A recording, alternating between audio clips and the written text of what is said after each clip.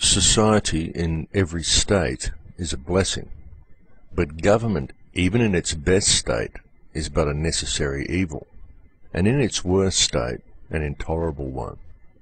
For when we suffer or are exposed to the same miseries by a government, which we might expect in a country without a government, our calamity is heightened by reflecting that we furnish the means by which we suffer. And that quote comes from Thomas Paine. Good evening, ladies and gentlemen. Welcome to Surviving the Matrix. My name is Maxwell Egan. It's a pleasure to be with you once again, and I will be your host for the next hour.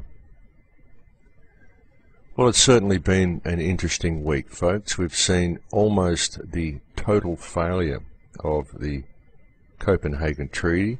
They did get some small things passed through, but overall the entire conference was a dismal failure, which is very, very comforting for everybody who wishes to remain in a free world. They did, however, get the basic framework sorted out. They did get the basic framework set in place, and many of the more powerful nations on earth did sign into this agreement. They are going to have another meeting in Mexico. So we need to keep vigilant on this issue, because they never stop trying, these people. They just repackage things and present them again until they get them through. We've had all sorts of people now openly commenting that this is going to create a global government. We had David Rothschild even come on TV, and this is very substantial, folks, because David Rothschild is not a member of any government. David Rothschild simply happens to be part of the Rothschild family. That's his only claim to fame. So him going on television and talking about how hard it is to implement global governance, when really he is supposed to have nothing to do with government, does tell us a great deal. One might even wonder why he gave the game away so much by going on television like that, but of course, as we all know, David Rothschild is an intellectual midget, so he probably didn't really consider the consequences of what he was saying. I imagine it was just ego talking, because, hey, I'm a Rothschild, so I can go and comment on world governance and no one will care. David Rothschild, really, it's amazing how this person can manage to get through a normal day without help. This is a man who actually thinks that Mars is closer to the sun than Earth. Absolutely incredible what you get from expensive schooling, really, isn't it, folks? So as I said, the Copenhagen conference, the entire COP15 meeting and the entire Copenhagen Treaty agenda failed miserably. But the framework for a global governing body is now in place. So that's something that we have to keep on to. But it is good to see what a difference we made. A lot of the difference, of course, came from the leaked database of the Climate Research Unit, all the hacked emails. It clearly shows fraud, complicity, and what can only be classed as criminal activity by certain scientific communities in the creation of this fraud. A huge deception that was perpetrated against the entire planet. Now, something else that we saw in Copenhagen was an extreme amount of brutality from police officers. These police officers are, of course, terrorists who are attacking innocent people. They are using fear and violence as a means of coercion, which is the dictionary definition of terror.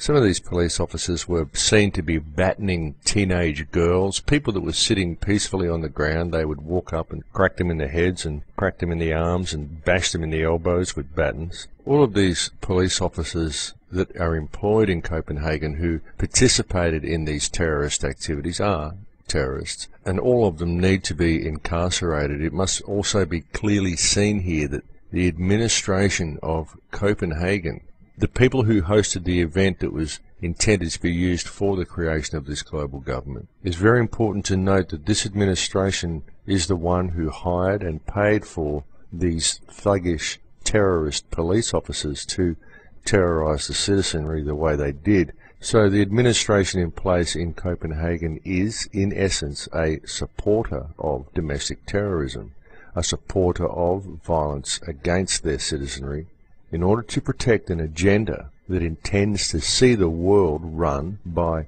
the same corrupt international banking cartel that has created all of the problems the world currently faces. And it's important to put this into a proper perspective. This is very significant, folks, and just looking at the actions of these police officers clearly shows what these people have in store for the rest of us, what they have in store for the rest of the world, the type of enforcement they are talking about when they talk of introducing a global carbon police force to ensure that the 2% levy, the 2% carbon levy that is to be placed on everything, is paid by all people. It is, of course, this levy that will go to finance this global government. So we the people will be the ones who are forced to finance this brutal global dictatorship that is being put in place by this private banking cartel that creates all the money and runs the whole monetary system.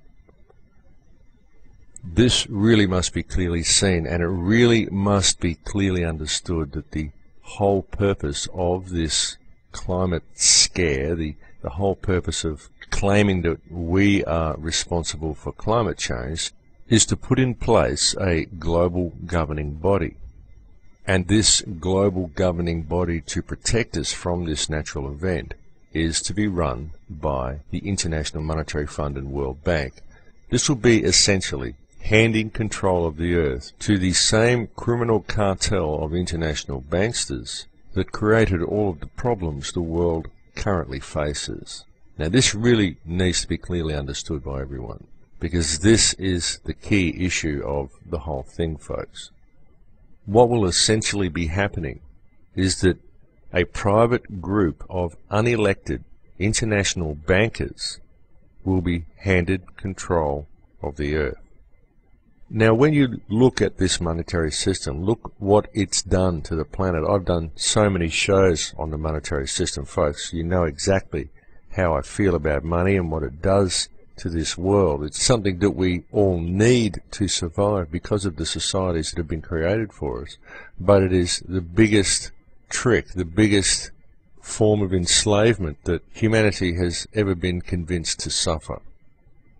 Handing control of the planet to the people that run this system and to the people who have done all the damage that we now see before us to protect us from a naturally occurring event is complete madness, folks. We can do things a lot better than what these people have in mind for us. Looking at some of the things they have in mind for us, we are facing Chinese-style internet censorship here again in Australia from one of our little Nazi ministers, a man by the name of Stephen Conroy.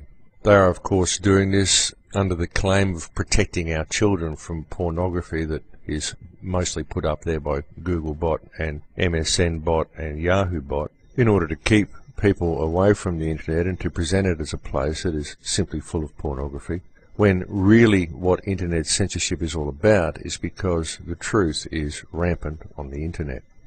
All a person has to do is Google 9/11, Google climate change, Google war on terror, Google Osama bin Laden, Google London bombing. There are so many websites now that are telling the truth and trying to get the message out to people that our governments are getting a bit freaked out about it, because many people are now realizing that things are simply not the way the television tells you. Another thing that is happening in Australia is the Rudd government's new carbon laws. Now, these new carbon laws are especially insidious, folks. These are quite terrible, what's going on here. When one looks at these laws and looks at the monitoring powers that are being given to the carbon inspectors, the carbon police that is to be created by this global governing body and is probably going to be created within Australia by the Australian government as well, what we see here is a substantial Big Brother clause. What we see is that these laws give a carbon inspector the power to search a premises and anything on the premises, the power to examine any activity conducted on the premises, the power to inspect, examine, take measurements of or conduct tests on anything on the premises, the power to make any still or moving image or any recording of the premises or anything on the premises, the power to inspect any document on the premises, the power to take extracts from or make copies of any such documents, the power to take onto the premises such equipment and materials as the inspector requires for the purpose of exercising powers in relation to the premises. Now, this is very nasty stuff, folks. I don't suppose you need me to read through that again, but that basically gives a carbon inspector the right to come onto your property and basically do anything that they want.